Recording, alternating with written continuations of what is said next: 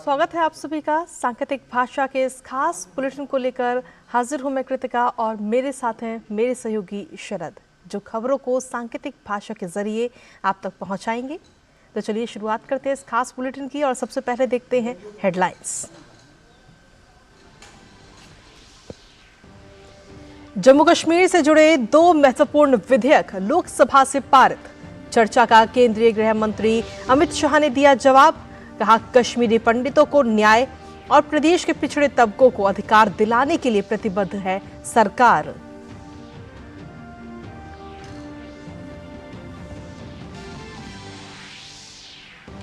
विवाद बढ़ने के बाद डीएमके सांसद सेंथिल कुमार ने अपने आपत्तिजनक बयान को लेकर सदन में मांगी माफी। लोकसभा में केंद्रीय मंत्री पीयूष गोयल का कांग्रेस पर पलटवार। देश को कभी जाति और कभी उत्तर दक्षिण में बांटने का लगाया आरोप।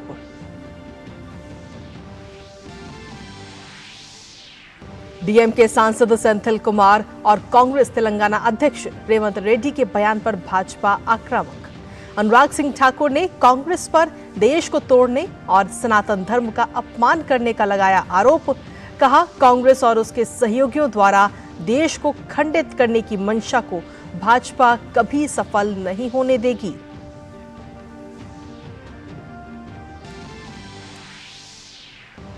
साइबर अपराध और ठगी से लोगों को बचाने के लिए केंद्र सरकार की बड़ी कार्रवाई। टास्क आधारित पार्ट टाइम जॉब फ्रॉड में शामिल 100 से ज्यादा वेबसाइट्स को किया गया ब्लॉक। साइबर सेफ इंडिया को बताया पहली प्राथमिकता।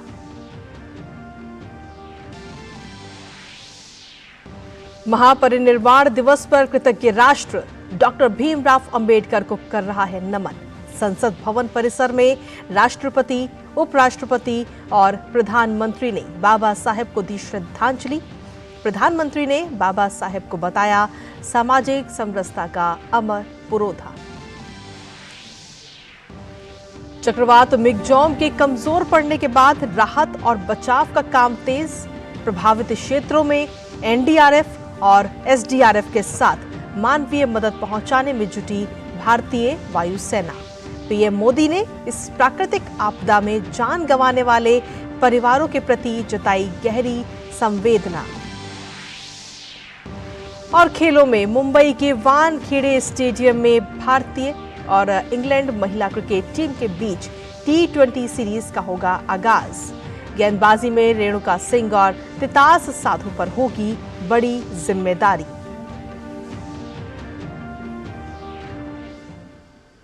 और हेडलाइंस के बाद चलिए अब खबरों में विस्तार से बात करते हैं, जहां आपको बता दें कि जम्मू कश्मीर से जुड़े 2 महत्वपूर्ण विधेयकों, जम्मू कश्मीर आरक्षण संशोधन विधेयक 2023 और जम्मू कश्मीर पुनर्गठन संशोधन विधेयक 2023 को आज लोकसभा की मंजूरी मिल चुकी है। केंद्रीय गृह मंत्री अमित शाह ने इन दोनों विधेयकों पर सदन में हुई चर्चा का विस्तार से जवाब दिया।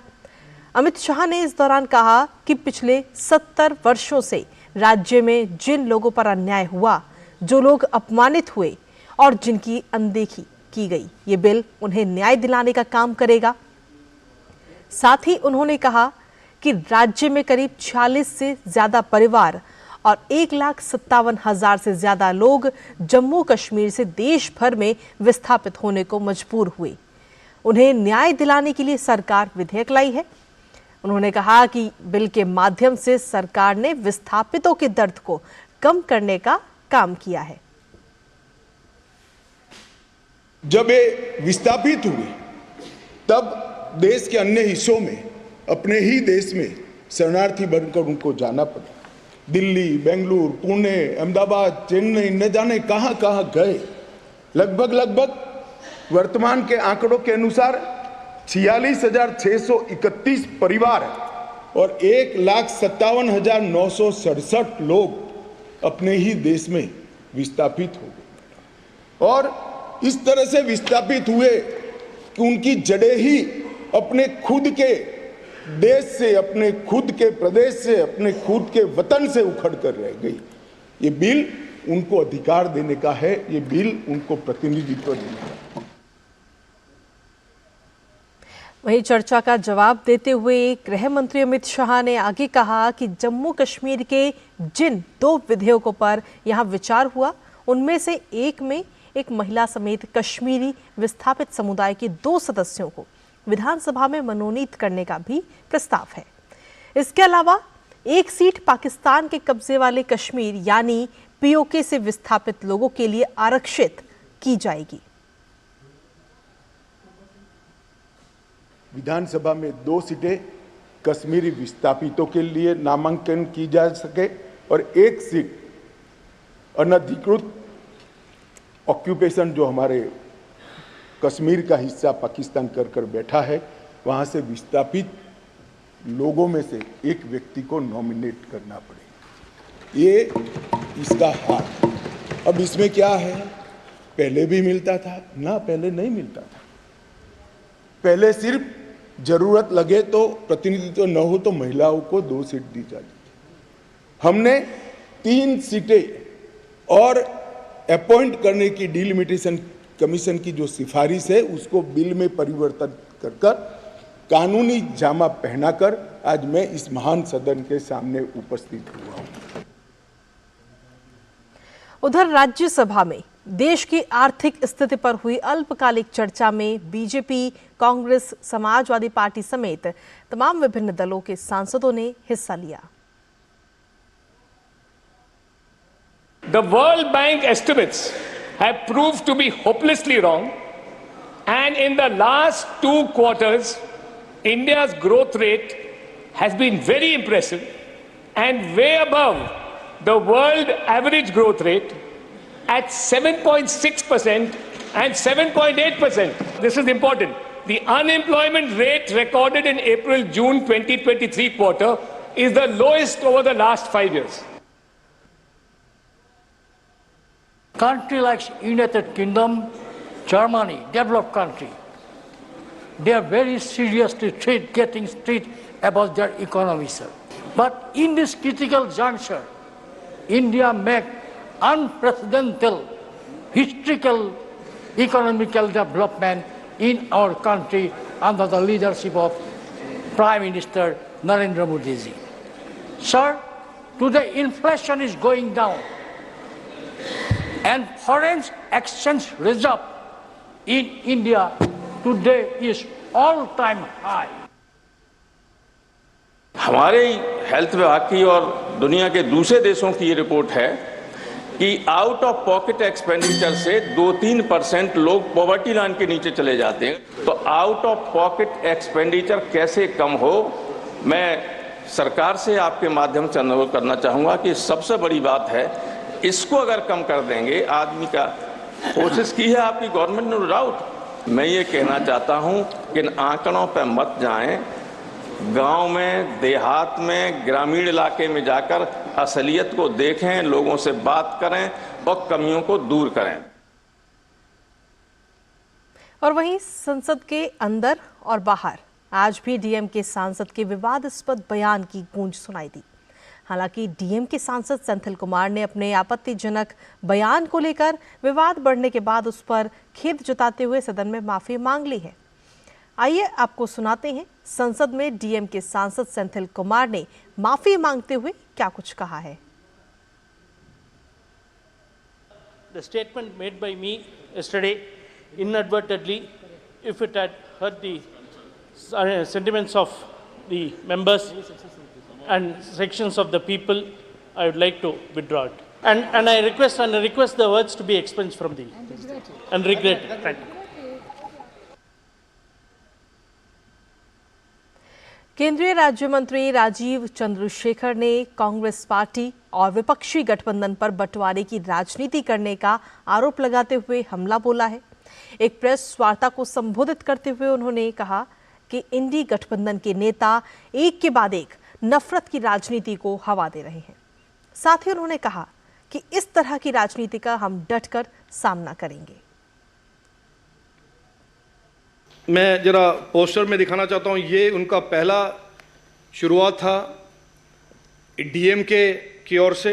सनातन धर्म इज डेंगी मलेरिया। उसके बाद कूद पड़े अपने राहुल गांधी जी भारत माता कौन है और उसके बाद कूद पड़े अपने बड़े सेक्युलर और लिबरल वैल्यू के केरल के मुख्यमंत्री, जिन्होंने हमास को इनवाइट करके अप्रूव्ड हिंदुत्व का प्रोग्राम चलाया केरल में, और ये सब नाकाम होने के बाद कल शुरू हुआ है इंडी तोड़ो यात्रा का एक नया स्ट्रैटेजी, नया दौर, नॉर्थ साउथ डिवाइड।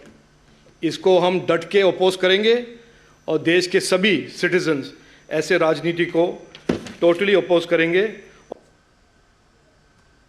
वहीं केंद्रीय मंत्री राजीव चंद्रशेखर ने कहा कि भारत जोड़ो कहने वाली कांग्रेस की असल विचारधारा भारत को तोड़ने की है। उन्होंने कहा कि जब भी इंडी गठबंधन के नेता इस तरह बंटवारे की राजनीति करते हैं तो कांग्रेस पार्टी खामोश नजर आती है। भारत जोड़ो यात्रा जो कहते थे, असल में उनका आइडियोलॉजी है भारत तोड़ो यात्रा, इंडी तोड़ो यात्रा, टुकड़े टुकड़े और डिविजिव पॉलिटिक्स करना। और हमारा एनडीए का जो शार्प कॉन्ट्रास्ट है, हमारा आइडियोलॉजी, हमारा पॉलिटिक्स, कश्मीर हो या गुवाहाटी, अपना देश अपने माटी, देश फर्स्ट इंडिया फर्स्ट, ये है एनडीए का और भाजपा का आइडियोलॉजी। और जब भी ये इंडी अलायंस के जो पार्टनर्स हैं ऐसे काम करते हैं या ऐसे स्टेटमेंट देते हैं, कल भी आपने देखा नॉर्थ साउथ के डिवाइड के इस स्टेटमेंट के बाद कोई भी स्टेटमेंट नहीं निकला राहुल गांधी से या प्रियंका गांधी जी से। और वहीं डीएम के सांसद सेंथिल कुमार और तेलंगाना कांग्रेस अध्यक्ष रेवंत रेड्डी की विवादित टिप्पणी पर केंद्रीय मंत्री अनुराग सिंह ठाकुर ने कहा कि भारत की संस्कृति के खिलाफ एक साजिश रची जा रही है। इसकी शुरुआत राहुल गांधी के अमेठी की हार के बाद से शुरू हो गई थी। भारत की संस्कृति, भारत की अस्मिता, भारत की पहचान को मिटाने का एक सुयोजित षड्यंत्र रचा जा रहा है और ये सुयोजित, सुविचारित योजना का एक हिस्सा है। अगर आप देखेंगे इसकी शुरुआत अमेठी की हार से ही हो गई थी और श्रीमान राहुल गांधी जी की अमेठी की हार के बाद उनका वो बयान जब दक्षिण भारत में जाकर वायनाड से उन्होंने दिया और नीचा दिखाने का काम उत्तर भारतीयों को करने का, उनके शब्द वो याद करवाते हैं कि कितनी घृणा भरी होगी और कैसे देश को अलग अलग टुकड़ों में देखने की उनकी सोच होगी। और वहीं केंद्रीय मंत्री अनुराग सिंह ठाकुर ने डीएमके के लीडर सेंथिल कुमार के बयान को लेकर राहुल गांधी और सोनिया गांधी की चुप्पी पर भी सवाल उठाए। देश को बांटने वाली सोच आखिरकार कांग्रेस क्यों ला रही? कभी आप जातिवाद फैलाते हो तो कभी क्षेत्रवाद फैलाते हो। जब जातिवाद पर आपको वोट ना मिले तो आप नॉर्थ और साउथ करना शुरू कर दो। आपके सांसद ट्वीट करें द साउथ। आप उत्तर प्रदेश के लोगों पर बार बार प्रहार करें, आपके सहयोगी दल उत्तर भारतीयों पर टिप्पणी करें और आपके होंठ सिले रहें। ऐसी क्या मजबूरी है जो राहुल गांधी, सोनिया गांधी जी की चुप्पी जरूरी है? इसके बाद केंद्रीय मंत्री अनुराग सिंह ठाकुर ने कहा कि सनातन धर्म पर हमला और उत्तर भारत पर डीएम के नेताओं का बयान सोची समझी साजिश का हिस्सा है। भारत जोड़ो यात्रा में जोड़ने का काम किया गया कि इसको टुकड़ों में बांटने की सोच आपने आगे बढ़ाई है। जिस व्यक्ति को आप तेलंगाना का मुख्यमंत्री बनाने की सोचते हैं, उनका बयान कि तेलंगाना के डीएनए बिहार के डीएनए से बेहतर है, ये राहुल गांधी की मोहर इस बयान पर लगी है क्या? सोनिया गांधी जी की मोहर लगी है क्या? दूसरा, तमिलनाडु के मुख्यमंत्री का एक बार नहीं बार बार बयान आना, डीएमके के नेताओं के सनातन धर्म, हिंदुओं और हिंदी और उत्तर भारत के खिलाफ बयान आना, ये एक सोची समझी साजिश है, सुनियोजित रणनीति का हिस्सा है जहां भारत और भारतीयों को नीचा दिखाने का कोई कसर कांग्रेस नहीं छोड़ रही। और बुलेटिन में खबरें और भी हैं, लेकिन फिलहाल वक्त एक छोटे से ब्रेक का है। आप बने रहिए हमारे साथ। धर्मेंद्र के जन्मदिन के मौके पर दूरदर्शन लाया है उनकी शानदार फिल्मों का तोहफा। बॉलीवुड टॉकीज में देखिए 4 दिसंबर तुम हंसी मैं जवान, 5 दिसंबर टाडा, 6 दिसंबर लोहा, 7 दिसंबर यकीन, 8 दिसंबर बंटवारा, 9 दिसंबर झील के उस पार, 10 दिसंबर गुंडागर्दी। प्रतिदिन दोपहर 1 बजे सिर्फ डीडी नेशनल पर, देश का पहला चैनल, देश का अपना चैनल। और ब्रेक के बाद एक बार फिर से स्वागत है आप सभी का। खबरों में बढ़ते हैं आगे, जहां राजस्थान, मध्य प्रदेश और छत्तीसगढ़ में सरकार गठन को लेकर बीजेपी में बैठकों का दौर जारी है। कल देर शाम पार्टी के शीर्ष नेताओं की लंबी बैठक हुई। माना जा रहा है कि 3 राज्यों में मुख्यमंत्री के नाम को लेकर मंथन किया गया। बीजेपी के सूत्र बता रहे हैं कि जल्द ही पार्टी इन तीनों राज्यों में अपने पर्यवेक्षकों के नाम को घोषित करेगी, जिसके बाद तीनों राज्यों में विधायक दल की बैठक बुलाई जाएगी और नए नेता को चुना जाएगा। इसी बीच कई नाम मुख्यमंत्री पद के लिए सुर्खियों में भी हैं।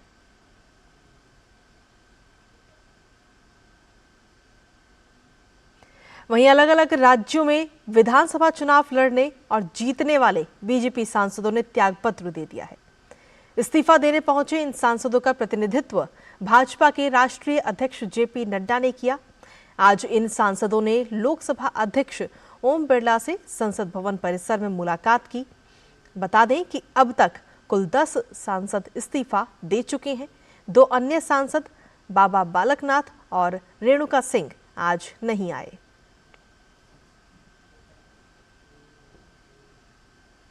विधानसभा चुनावों के बाद 5 राज्यों में सरकार गठन की प्रक्रिया अब तेज हो चुकी है। मिजोरम में विधानसभा चुनाव जीतने के बाद जोरम पीपल्स मूवमेंट के नेता लाल दुहोमा ने आज सरकार बनाने का दावा पेश किया। लाल दुहोमा ने राजभवन में मिजोरम के राज्यपाल डॉक्टर हरिबाबू से मुलाकात की। जेडपीएम की तरफ से लाल दुहोमा मुख्यमंत्री पद के दावेदार हैं।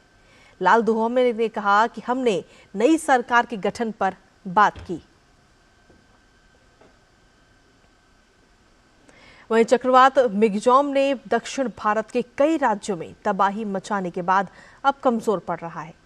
मिगजॉम से सबसे बुरी तरह चेन्नई प्रभावित हुआ है। एनडीआरएफ और एसडीआरएफ बचाव कर्मी बाढ़ वाले इलाकों में फंसे निवासियों को बचाने के लिए अथक प्रयास कर रहे हैं। वहीं भारतीय वायुसेना चक्रवात मिगजॉम से प्रभावित क्षेत्रों में मानवीय मदद और राहत कार्य में जुटी हुई है।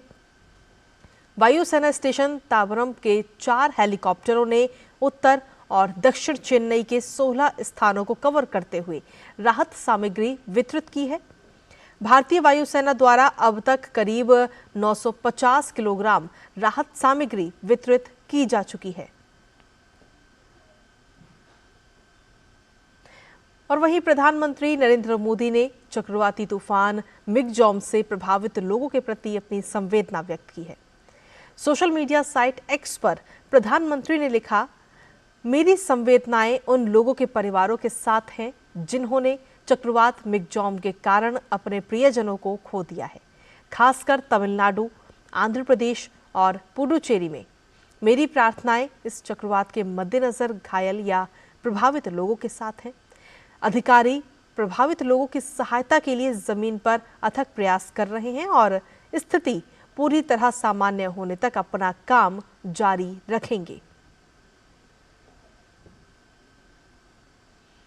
प्रधानमंत्री नरेंद्र मोदी के नेतृत्व वाली सरकार द्वारा नारी शक्ति वंदन कानून बनाने को लेकर लगातार महिलाएं प्रधानमंत्री को धन्यवाद दे रही हैं। सेंटर फॉर सोशल रिसर्च की निदेशक रंजना कुमारी ने भी प्रधानमंत्री का धन्यवाद देते हुए 2024 में महिलाओं को पर्याप्त नेतृत्व देने की बात कही है। We want to thank the political party, India's parliament, all political party who have passed this bill with consensus and supported women's representation in the parliament. We are very grateful to the government and also to Prime Minister Narendra Modi, who really took upon himself to pass this bill.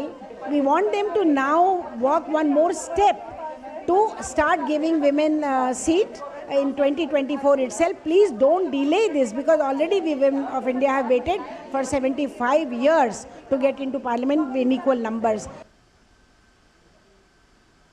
और अब बात करते हैं cyber अपराध को लेकर, जिससे निपटने के लिए भारत सरकार लगातार प्रतिबद्ध है। इसी कड़ी में इलेक्ट्रॉनिक्स और सूचना प्रौद्योगिकी मंत्रालय ने धोखाधड़ी में शामिल 100 से ज्यादा वेबसाइटों को ब्लॉक कर दिया है। केंद्रीय गृह मंत्रालय ने पिछले सप्ताह नौकरी धोखाधड़ी में शामिल 100 से ज्यादा वेबसाइटों की पहचान की और उनको ब्लॉक करने की सिफारिश की थी। सूचना प्रौद्योगिकी अधिनियम 2000 के तहत इन वेबसाइटों को ब्लॉक कर दिया है। ये वेबसाइट भारतीय नागरिकों को टारगेट करके देश की अर्थव्यवस्था को कमजोर करने की कोशिश कर रही थी।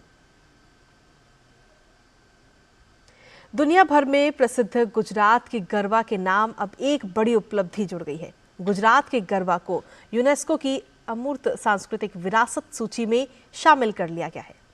केंद्रीय मंत्री जी किशन रेड्डी ने सोशल मीडिया प्लेटफॉर्म एक्स पर एक वीडियो शेयर करते हुए अपनी खुशी जाहिर की है।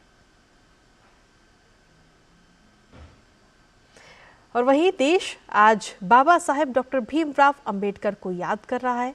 उनकी पुण्यतिथि के उपलक्ष्य में हर साल 6 दिसंबर को महापरिनिर्वाण दिवस मनाया जाता है।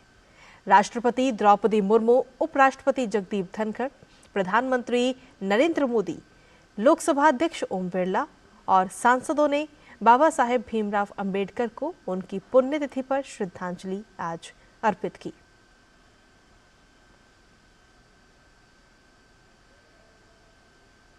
प्रधानमंत्री नरेंद्र मोदी ने सोशल मीडिया प्लेटफॉर्म एक्स पर अपने संदेश में कहा कि पूज्य बाबा साहेब भारतीय संविधान के शिल्पकार होने के साथ साथ सामाजिक समरसता के अमर पुरोधा थे, जिन्होंने शोषितों और वंचितों के कल्याण के लिए अपना जीवन समर्पित कर दिया। आज उनके महापरिनिर्वाण दिवस पर उन्हें मेरा सादर नमन। वहीं केंद्रीय गृह मंत्री अमित शाह ने एक्स पर कहा कि भारत रत्न बाबा साहेब अंबेडकर जी ने समरसता और राष्ट्रीय एकता की भावना को एक सूत्र में पिरोकर संविधान का सृजन किया। उन्होंने देश को एक ऐसा प्रगतिशील और न्याय केंद्रित संविधान दिया जिससे गरीब से गरीब व्यक्ति के लिए न्याय व अधिकार सुनिश्चित हुए। गरीब और वंचित वर्ग के लिए समर्पित बाबा साहेब का जीवन हम सभी के लिए प्रेरणीय है। बाबा साहेब को उनके महापरिनिर्वाण दिवस पर नमन करता हूं। इसी के साथ गृह मंत्री अमित शाह ने अपने संदेश के साथ एक वीडियो भी शेयर की। श्री राम जन्मभूमि ट्रस्ट के महासचिव चंपत राय ने कहा कि श्री राम जन्मभूमि मंदिर में भगवान श्री राम के 5 वर्षीय बाल रूप की पत्थर की खड़ी प्रतिमा 4 फीट 3 इंच का निर्माण अयोध्या के 3 स्थानों पर किया जा रहा है। 3 कारीगर इसे 3 अलग अलग पत्थरों में बना रहे हैं। महासचिव चंपत राय ने कहा कि प्राण प्रतिष्ठा समारोह में कम से कम 4000 संतों को आमंत्रित भी किया जा रहा है। इसके अलावा कोशिश की जा रही है कि 50 देशों से एक प्रतिनिधि भी जरूर आए। चंपत राय ने कहा कि मूर्ति को भूतल पर गर्भगृह में स्थापित किया जाएगा। मंदिर का ग्राउंड फ्लोर लगभग तैयार हो चुका है और इसलिए प्राण प्रतिष्ठा में कोई समस्या नहीं होगी। और अब बात करते हैं खेलों की, जहां भारतीय महिला क्रिकेट टीम और इंग्लैंड महिला क्रिकेट टीम के बीच 3 मैचों की T20 अंतर्राष्ट्रीय सीरीज का पहला मुकाबला आज मुंबई के वानखेड़े स्टेडियम में खेला जाएगा। इसी मैदान पर सीरीज के तीनों मुकाबलों का आयोजन होगा। गेंदबाजी में रेणुका सिंह और तितास साधु पर बड़ी जिम्मेदारी होगी। और इसी के साथ फिलहाल सांकेतिक भाषा के इस खास बुलेटिन में मुझे, मेरे सहयोगी शरद और हमारी पूरी टीम को दीजिए अनुमति। नमस्कार।